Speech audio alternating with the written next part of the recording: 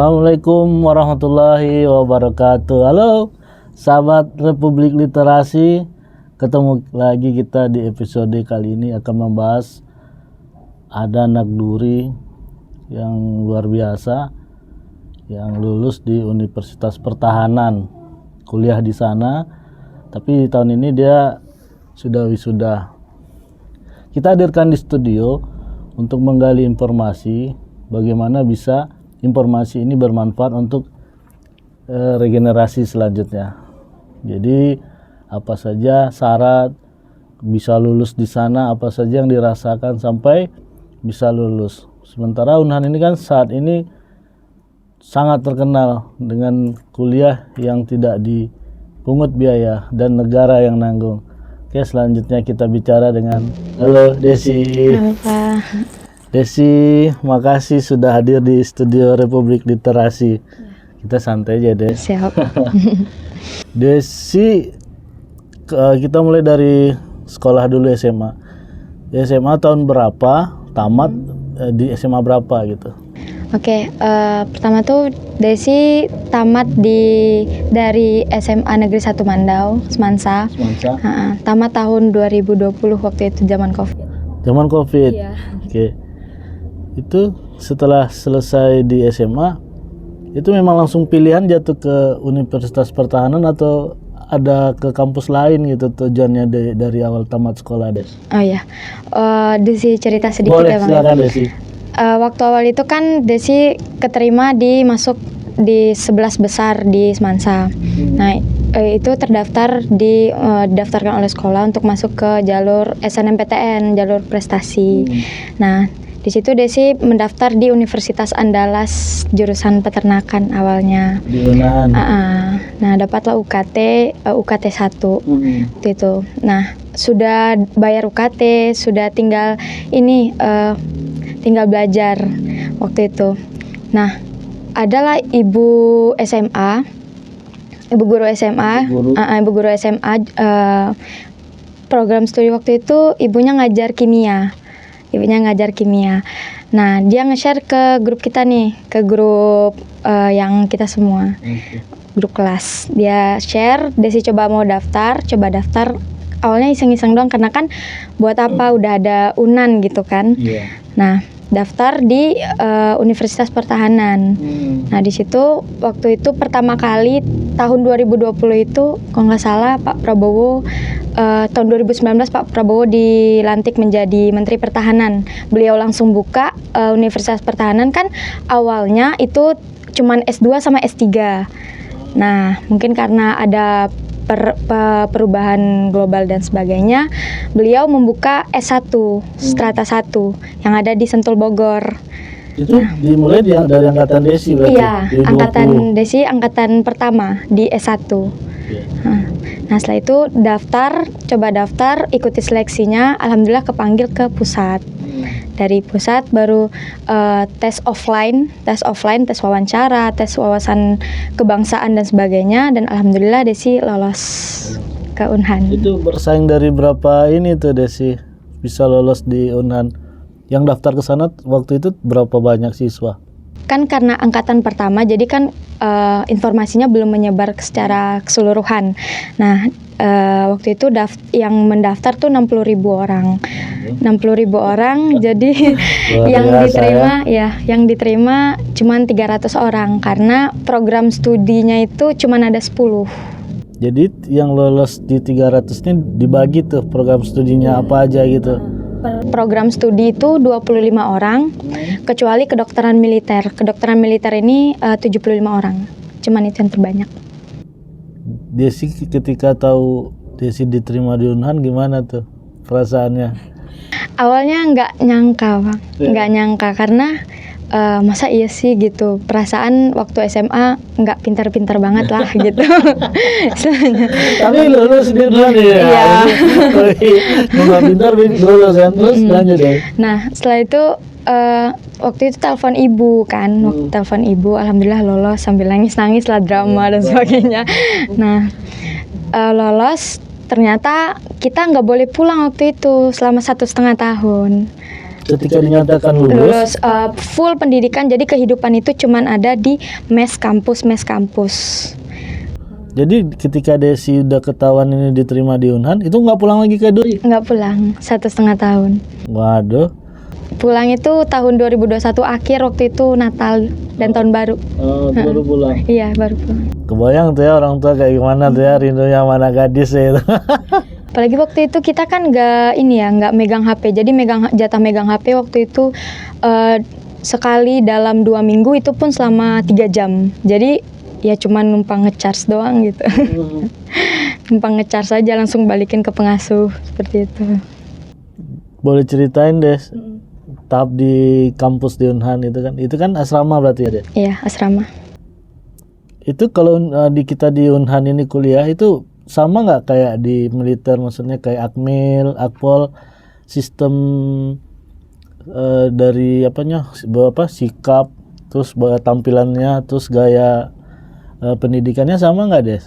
Kalau untuk gaya pendidikan di Akmil, Desi kurang tahu Bang. Cuman sepengetahuan Desi, untuk yang di Unhan ini itu memprioritaskan akademik dan juga non akademik. Jadi yang lebih banyak itu adalah akademiknya.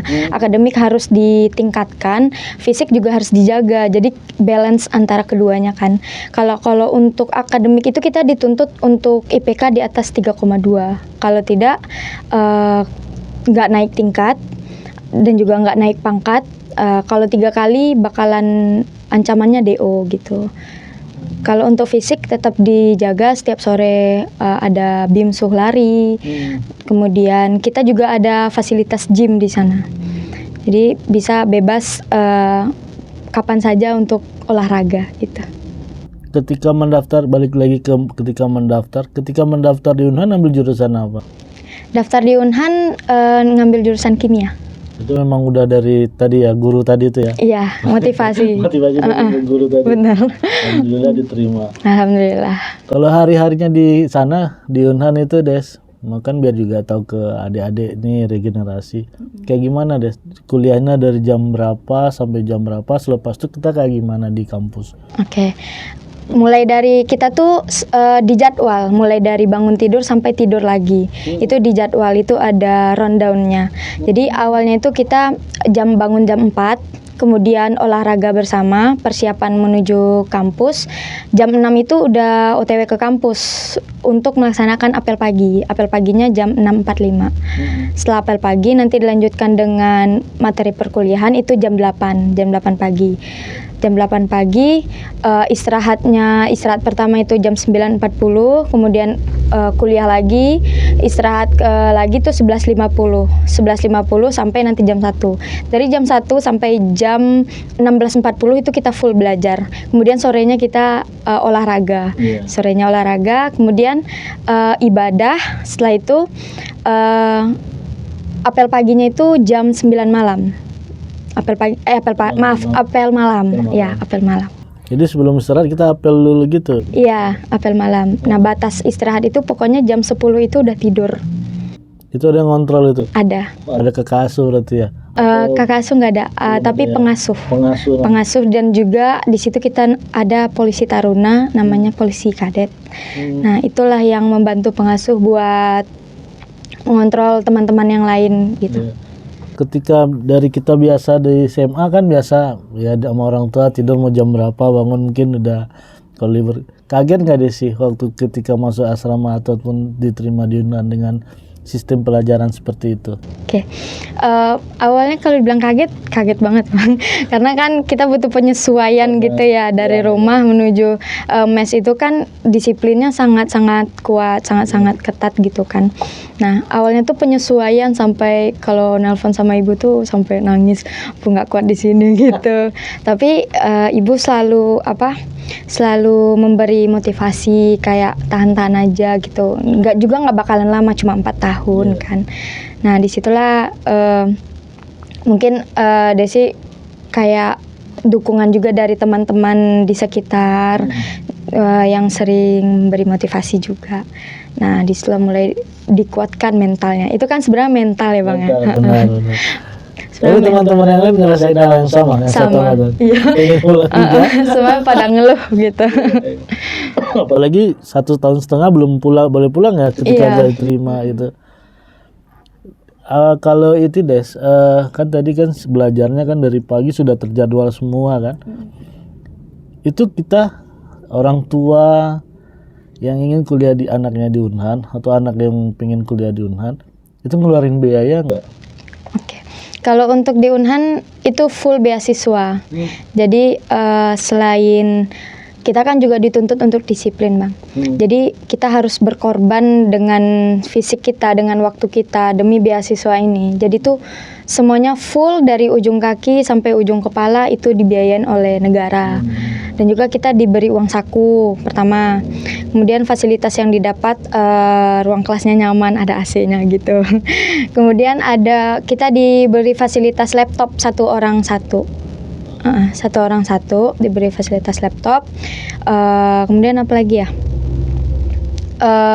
Oh ya, kalau untuk uang saku itu per tingkatan beda-beda. Mulai dari tingkat 1 sampai tingkat 4, yang paling tinggi ya tingkat 4. Ya. Tingkat 4 itu 920. Kalau dulu di tingkat 1 dapat berapa dikasih uang saku? Kalau dulu kan kita anak Mas emas nih, pertama ya? anak emas. Jadi kita dikasih 1 juta satu bulan. Karena ada adik-adik, kan 4 tingkatan kan banyak tuh. 1.200 mahasiswa itu baru dibagi lagi per tingkatannya. Jadi kita nggak dapat 1 juta sebulan, tapi per tingkatannya beda-beda gitu. Kalau tingkat 1 tuh kalau nggak salah 700-an. Kalau di sana ada kayak libur pesiar gitu nggak, Des? Ada. Di hari apa? Kalau pesiar itu hari Sabtu sama Minggu. Nah, kalau untuk tingkat 3 dengan tingkat 4 itu ada izin bermalam atau IB. Jadi kalau 1-2 nggak boleh ya? Kalau Nggak balik boleh. lagi ke asrama ya? Iya, pesiar saja nggak ada izin bermalam. Itu kalau misalnya Desi waktu itu ada pesiar di tingkat 1 ke 2, tapi kan kalau COVID ya. COVID nggak. Baru setelah COVID udah bisa kita kemana-mana, pesiarnya kemana Des? Sekitaran situ saja? Sekitaran sana saja. Itu Biar harus- lihat ini warga lokal. Itu diwajibkan nggak boleh sendiri-sendiri? Iya, harus body system. Itu standar ya, pakai Akmil juga gitu, Akpol kayaknya gitu juga itu. Jadi kayak seragam gitu kan Des, semuanya itu kan dari ujung kaki sampai semuanya tuh Des, negara semua itu yang nanggung. Iya, negara semua yang membiayai. Dan itu kita ada jatahnya per semester. Berapa ininya bajunya gitu. Betul. Sepatu olahraga pun kita dikasih daleman untuk kita kan ada training pack. Training pack itu yang baju putih gitu kan. Itu buat olahraga, itu dikasih dalemannya, dikasih luarannya gitu. Lu luar biasa ya Pak Bro ya. Kita kemarin ngeliat testimoni yang alumni juga ya, yang ketika wisuda kan, bukan yang kemarin, tahun sebelumnya, yang dari Papua kalau nggak salah tuh. Ketika dia menyampaikan testimoninya di hadapan para sarjana yang akan diwisuda, itu luar biasa ternyata program yang dilakukan Pak Prabowo untuk Unhan gitu, menanggung semua dari ujung kaki sampai kepala itu ditanggung sama negara. Benar. Tapi itu memang sahabat Republik Literasi yang masuk ke sana nggak sembarangan juga. Ya prestasinya ya harus bagus gitu kan. Tidak ada orang dekingan-dekingan gitu. Nggak ada saya anak siapa, itu nggak berlaku kayaknya di Unhan. Kalau kita lihat Pak Prabowo kayak gimana untuk ketegasan dan untuk mencerdaskan anak-anak generasi ini udah kelihatan dari adanya Unhan. Kita kembali nih Des. Kalau dari tampilan Des ini kan banyak nih, apa namanya itu, emblem atau apa namanya itu Des? Ini namanya brevet. Brevet. Namanya brevet. Jadi setiap event itu kita dikasih privilege istilahnya untuk memakai brevet ini gitu. Boleh Bang, mau tanya satu-satu ya? Boleh. Mulai dari atas dulu tuh. Ini Ya, itu kalau ini pangkat. itu pangkatnya Iya, Des. ini pangkatnya. Ini pangkat Sersan Mayor 1 Kadet. Jadi tuh per tingkatan itu ada panggilannya. Nah, untuk yang baru masuk 6 bulan pertama itu namanya prajurit kadet. Jadi penyebutan kami di situ kadet mahasiswa. Bukan kadet tapi kadet mahasiswa. Gitu. Nah, yang untuk 6 bulan selanjutnya itu kopral kadet. Kopral kadet. Nah, Kemudian 1 tahun selanjutnya itu ada sersan kadet untuk tingkat 2, sersan mayor 2 kadet itu untuk tingkat 3. Nah, baru sersan mayor 1 kadet untuk tingkat 4. Nah, setelah itu alumni itu dipanggil namanya PASIS atau perwira siswa. Jadi kalau Desi sekarang ini udah apa nih, masuk ke mana? Udah PASIS. Berarti udah wisuda kemarin ya, Iya. kemarin ya. Benar.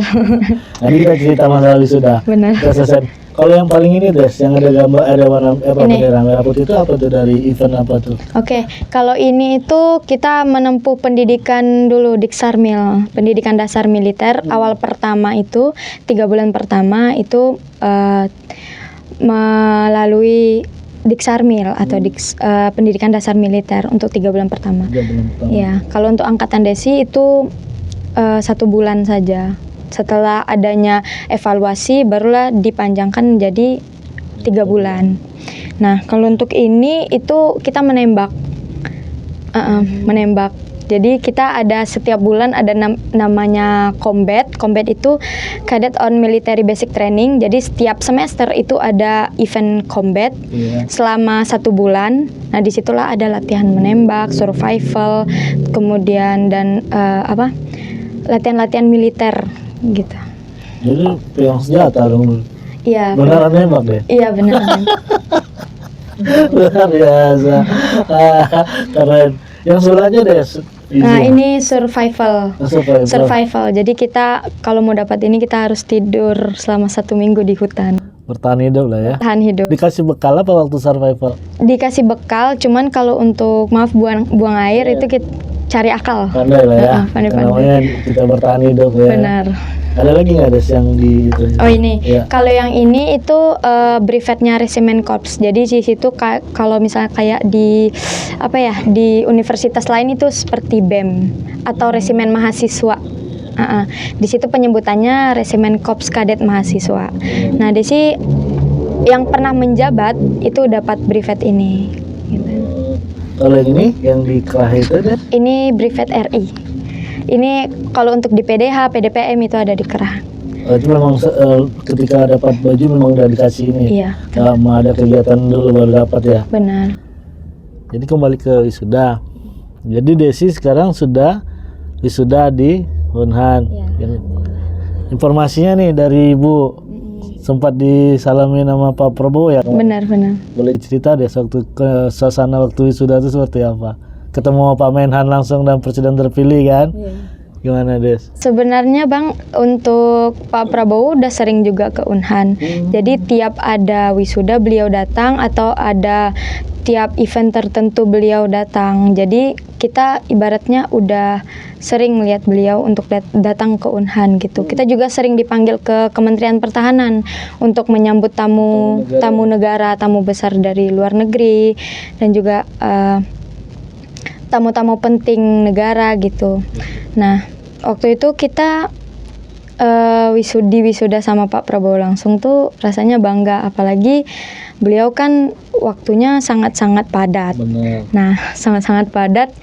Jadi waktu itu yang disalam sama beliau tuh cuman sekitar 50 orang. Sekitar 50 orang karena waktu beliau ini sangat terbatas kan untuk menghadiri wisuda itu. Jadi hanya perwakilan saja yang dapat disalam sama beliau, dikasih toga gitu. Jadi Desi bagian dari yang 50 itu. Alhamdulillah. Salaman ya sama Pak Prabowo. Iya benar. Deg-degan. Nah, kita kapan gilirannya guys? Entah dapat enggak. Aduh, mudah-mudahan bisa ya. Lanjut deh, apa lagi nih? Suasana di situ tuh kan kemarin kan testimoni banyak nih. Sampai ada yang diberangkatkan orang tua kan? Iya. Itu pas Desi itu ya? Iya, itu yang dari NTT. Iya. Iya, dari NTT, dari Belu, dari Nusa Tenggara Timur. Kita ada program studi D3 juga Bang, vokasi. Nah, itu fakultasnya Fakultas Logistik Militer. Nah, di situ orang tuanya diberangkatkan langsung sama Pak Prabowo, jadi pulang perginya ditanggung. Bahkan yang Desi dengar itu nyewa 2 pesawat Lion Air. Nyewa 2 demi orang tua itu datang, benar. Ya, ngelihat videonya di YouTube kan, tayangannya luar biasa. Orang tua itu sampai ngucapin terima kasih itu ke presiden terpilih Pak Prabowo. Memang luar biasa gitu. Luar biasa, beliau sangat luar biasa. Keren. Des, sekarang sudah lulus. Wisudawan apa namanya? Alumni ya? Pasis tadi ya? Pasis, iya benar. Itu nanti kerjanya di mana? Di Kemenhan atau di instansi Angkatan Darat atau gimana, Des? Bisa jelasin? Jadi kalau untuk kami itu dikasih 2 pilihan, Bang. Kasih 2 pilihan, bagi yang mau masuk aparatur sipil negara silahkan, bagi yang masuk perwira TNI juga silahkan. Tapi kita juga melaksanakan seleksi antar kita doang gitu, antar kita saja. Nah, jadi untuk tahun ini kan kita kan nggak ada kakak kelas, jadi belum ada gambaran secara menyeluruh gimana kita ke depannya. Tapi sekarang udah mulai diarahkan untuk kita itu lebih memprioritaskan untuk masuk ke perwira TNI. Karena kita kan dibentuk demi pengembangan dari teknologi militer kita kan, dimana teknologi kita kan sangat tertinggal dari negara lain. Jadi makanya oleh karena itu kita dibentuk beberapa fakultas untuk menunjang itu, gitu. Jadi nanti kemana dari situ? Ke mana tuh jatuhnya? Ke prioritas utama tadi yang kita diwajibkan untuk semuanya masuk ke perwira TNI untuk sekolah lagi atau otomatis masuk, Des? Sekolah lagi 7 bulan. Sekolah lagi baru 7. dilantik. Gitu. Itu dengan Itu pangkat namanya Letda, SPAPK. Perwira karir. Perwira karir. Oh, jatuhnya ke perwira karir ya, Des Benar. ya? Oh, komandan langsung. Satu. Luar biasa. Keren. Des, itu kita mau tahu nih, di Duri ini atau di Kabupaten Bengkalis nih yang lulus di Unhan ada berapa orang? Atau adik-adik Desi udah ada atau satu letting udah ada yang di Unhan? Kalau untuk di Unhan itu di letting Desi itu ada 3 orang, cuman satu dia udah pindah ke Semarang, jadi tinggal berdua. Namanya Rasif Siraj Wijoyo, tinggalnya di Koplati. Di Kopel sini? Iya. Duri berarti ya? Ini 2 orang ya, Des? Alumni Cendana.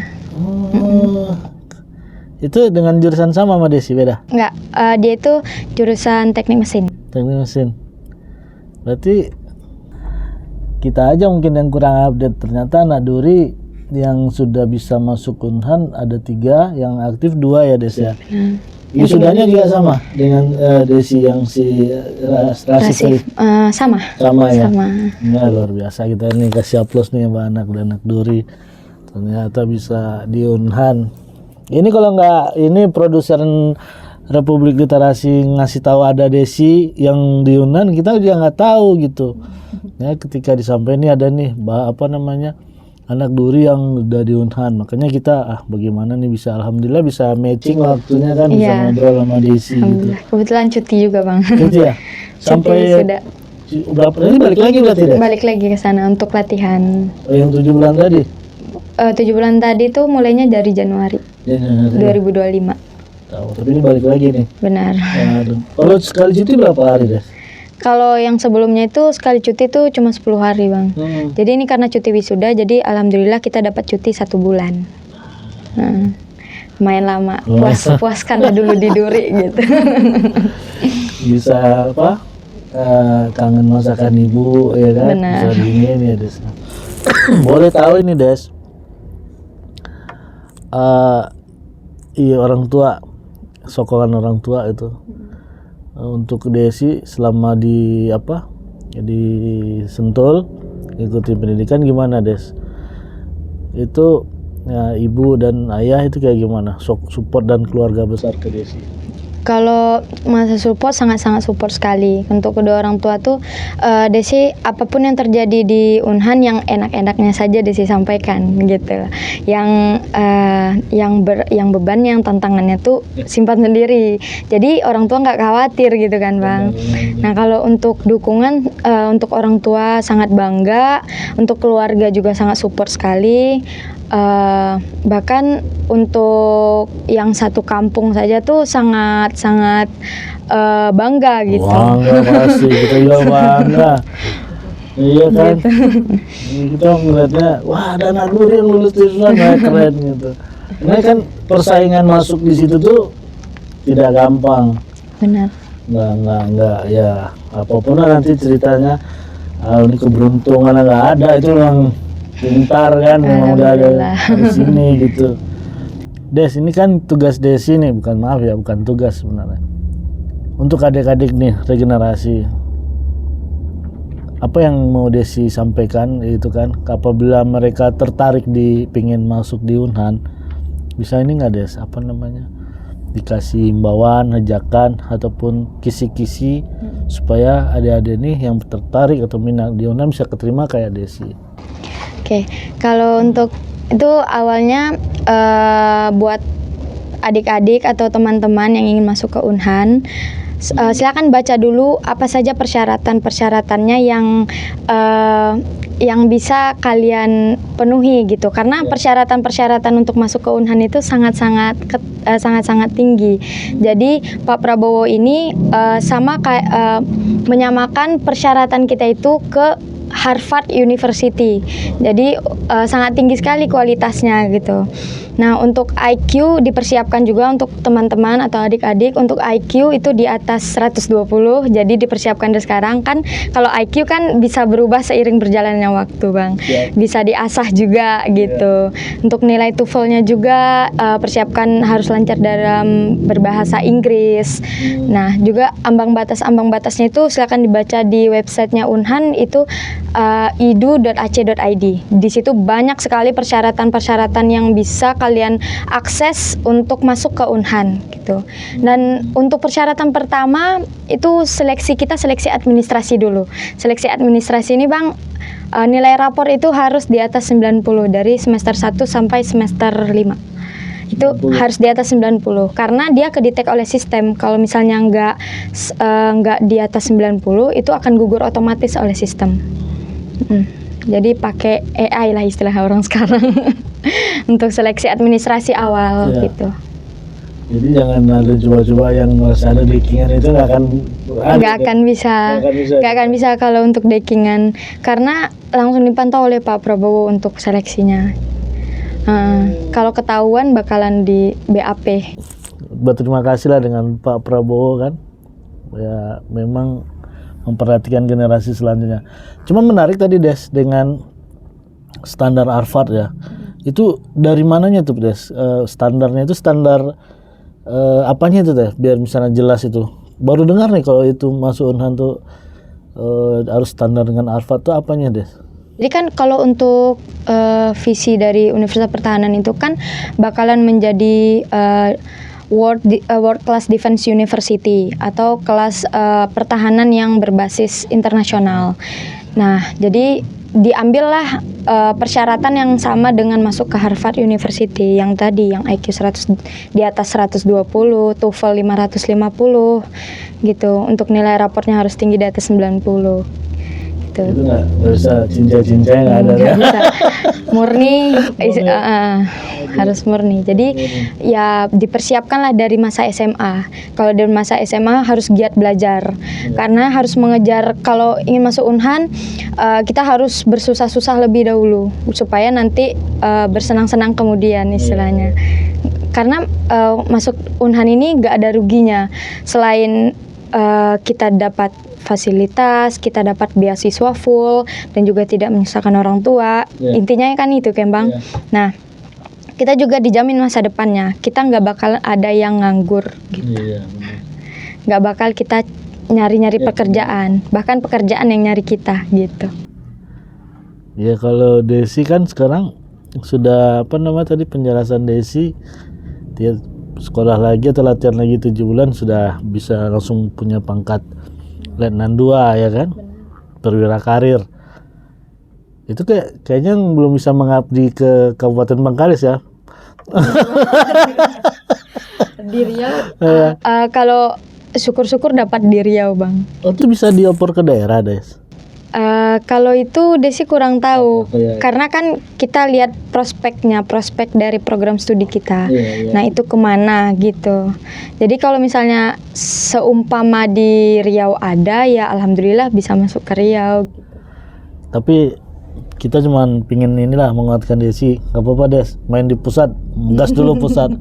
Yang penting kasih terus motivasi ke adik-adik yang di bawah Desi, yang regenerasi supaya juga mereka semakin paham, setiap ada update ya Desi kan pasti punya media sosial segala macam kan, kasih terus informasi Des supaya anak-anak Kabupaten Bengkalis khususnya anak Duri ini juga termotivasi supaya mendapat pendidikan atau menggapai cita-citanya ya murni dia dapatkan dengan kecerdasan dan kepintaran dia, bukan karena apa-apanya kan. Benar, gitu.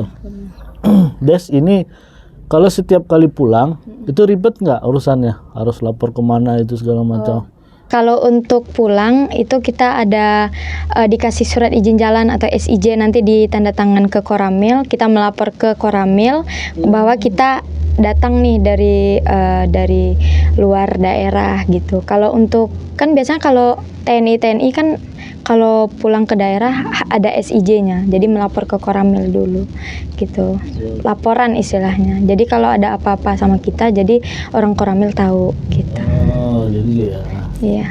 Bukan pergi pulang gitu aja deh ya. Kayak dulu kita mahasiswa kan pulang aja. Nggak ada yang lapor ketemu orang tua selesai. Tapi ini pakai surat apa tadi? Surat izin jalan. Surat izin jalan gitu. Jadi ini Desi,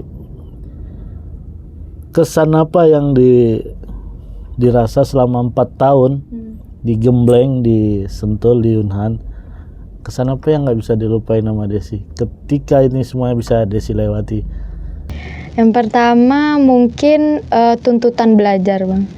Jadi tuntutan belajar di situ Desi berpikir kalau misalnya tiap malam tuh emang harus belajar, karena kalau kita malam terlewat belajar itu kita bakalan ketinggalan dari teman-teman yang lain. Karena teman-teman yang lain itu kan orang-orang pintar semua, orang-orang pilihan, apalagi banyak yang dari Jakarta, dari Bandung gitu kan, Bang. Nah, mereka itu kan IQ-nya kan kita beda-beda, cara tangkap kita juga beda-beda. Jadi Desi menyesuaikan dengan waktu belajar, cara belajar Desi bagaimana. Nah, di situ Desi terapkan mendengarkan YouTube, mendengarkan penjelasan dari YouTube, kemudian dicatat ulang seperti itu. Jadi tiap malam itu harus belajar, karena kalau kita nggak belajar, materi besoknya kita bakalan ketinggalan. Apa nih, nggak paham gitu. Jadi memang harus belajar, jadi kita bisa menyesuaikan dosennya gitu. Itu dari tingkat 1 sampai tingkat 4 sama aja deh. Nggak ada maksudnya ini udah senior nih, udah punya adik-adik nih, nggak santai. Nggak ada. Jadi memang dari start dari tingkat pertama sampai ini ya memang itu ya. Iya, nggak ada joki-joki gitu, nggak ada. Joki katanya kan joki-joki ke adek gitu kan, nggak ada. Terus apa kesan lagi Des? Kesan lagi tuh ya mungkin latihan bareng kan, latihan fisik tuh kan sangat-sangat berat ya, Bang. Kita pernah penetapan Komcat itu, penetapan komponen cadangan. Komcat tingkat pertama, tahun pertama itu langsung dibuka dan ditutup oleh Bapak Presiden, Bapak Insinyur Joko Widodo. Nah, itu tempatnya di Bandung, di Pusdikpasus, Pusdikopassus. Nah, disitulah itu berat berat senjatanya. Kita juga IPP set, tahu nggak, Bang? IPP set tuh kayak apa ya? Kevlar tau nggak? Nggak. Kayak ini rompi anti peluru. Okay. Kita gendong itu rompi anti peluru. Nanti Desi kasih fotonya. Ada. Itu kita sangat-sangat ibaratnya kalau masa-masa pendidikan itu masa-masa kelam lah istilahnya. Itu berapa lama waktu itu di Komcat itu? Di Komcat itu kita cuma seminggu. Tapi latihannya itu kita 1 bulan sebelum penutupan sama pembukaan. Itu kita latihan penutupan pembukaan itu di Sentul. Iya. Nah, baru nanti setelah itu seminggu kemudian kita ke Komcat buat kita tidurnya di tenda waktu itu. Di tenda. Luar biasa ya. Gini. Semoga anak-anak Duri Kabupaten Bengkalis ada lagi nih yang ikutin Desi ataupun di bidang-bidang yang lain. Iya, benar. Ya, kayaknya kita ya bukan keluarga atau apa juga merasakan bangga gitu. Ya lagi-lagi tuh kemarin kita ngobrol sama Arpan, editor, sama Ramadan yang produser kan. Wah, keren. Pokoknya kita takjub aja. Kalau melihat anak Duri berhasil dan punya prestasi itu kayaknya keren banget gitu. Ya kita waktu kuliah juga ya itulah banyak main pada sulit. Tapi ketika lihat adik-adik itu sukses menggapai mimpinya, kita kasih jempol lah, luar biasa. Alhamdulillah. Des ini sebelum ditutup ini ya, di closing. Apa lagi yang mau Desi sampaikan atau harapan Desi untuk kita semua yang ada di Kabupaten Bengkalis ataupun pihak-pihak yang lain ataupun adik-adik. Silakan Des, mau bicara Des. Jadi buat adik-adik dan teman-teman, masuk ke Universitas Pertahanan tuh memang istilahnya persyaratannya memang tinggi, tapi kita harus mempersiapkan itu dari jauh-jauh hari. Dah di situ kita persiapan kita matang, kita juga bakalan percaya diri. Wah, ternyata aku bisa masuk ke sana gitu. Desi persiapan Desi itu mulai dari semester 1 SMA. Karena dulu kan pengen masuk STAN. Desi memang dari dulu mengejar sekolah kedinasan. Pengen masuk STAN. Nah, tapi karena STAN tahun 2020 tutup, jadi pupuslah harapan, ya udahlah. Ternyata ada Unhan, alhamdulillah rezekinya di Unhan. Jadi harus persiapkan dengan matang mulai dari mulai dari semester 1 SMA itu harus dipersiapkan, harus rajin belajar. Intinya kita harus membanggakan Kabupaten Bengkalis karena dari pengalaman Desi, orang banyak yang nggak tahu duri Bang di situ. Iya. Nggak tahu duri? Nggak tahu duri. Ayo kita kasih tahu supaya orang tuh tahu. Iya, nggak tahu duri. Jadi mereka taunya itu cuman Batam. Jadi disamakan tinggalnya di mana? Di Riau. Oh, di Batam. Bukan, Batam itu Kepulauan Riau. Jadi jelaskan lagi gitu. Jadi mereka cuma tahu itu Batam, terus juga Pekanbaru, cuma tahu itu. Jadi mereka nggak tahu duri. Nah, jadi buat adik-adik, ayo kita bangkit, ayo kita harumkan nama keluarga, nama kabupaten kita dan juga nama kota kita di luar sana gitu. Keren. Tapi sedih juga kita orang nggak tahu duri. Iya. Orang minyak banyak sini guys. Kok nggak tahu duri ada. Terima kasih deh sudah ngejelasin ke teman-temannya bahwa duri itu seperti ini.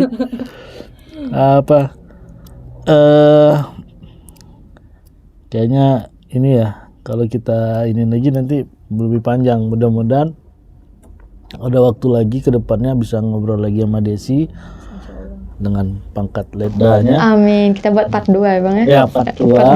Semoga ini menjadi motivasi. Ada lagi Des mau disampaikan sebelum kita closing nih, tutup nih. Udah cukup ya. Segitu. Semoga ini Des bermanfaat untuk orang banyak, paling tidak informasi sampai kan. Bagaimana itu tadi, apa yang Desi sampaikan tadi, adik-adik yang ingin mengikuti jejak Desi juga persiapkanlah dari sekarang. Benar. Biar berpahit-pahit dulu, tapi selesai jadi kebanggaan tersendiri. Orang tua, daerah, teman, keluarga itu udah langsung ikut itu. Tapi kalau bukan siapa-siapa yang bingung juga kan, nggak ada yang akan membanggakan. Mungkin gitu kan. bisa follow IG Desi Bang buat boleh deh, informasi lebih lanjut. Apa IG-nya? Nanti boleh di ini nih. Di bawah. Pak produser nanti. Oke Desi, terima kasih banyak Des. Informasinya semoga bermanfaat untuk orang banyak. Siap. Desi terus semangat, banggakan keluarga, banggakan daerah. Duri biar mereka tahu duri. Pasti selalu. Semoga buat teman kali. Oke Des, makasih banyak ya Des. Terima kasih.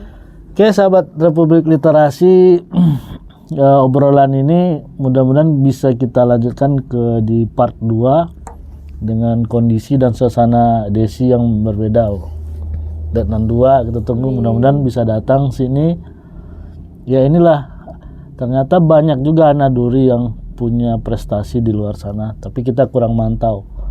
Semoga kita berharap pihak-pihak terkait semakin memperhatikan generasi muda yang punya potensi, bisa difasilitasi, bisa paling tidaknya informasi untuk mereka supaya jenjang karir cita-citanya bisa dicapai dengan baik. Oke, sekian dulu, kita ketemu lagi di episode selanjutnya dengan narasumber yang berbeda. Assalamualaikum warahmatullahi wabarakatuh.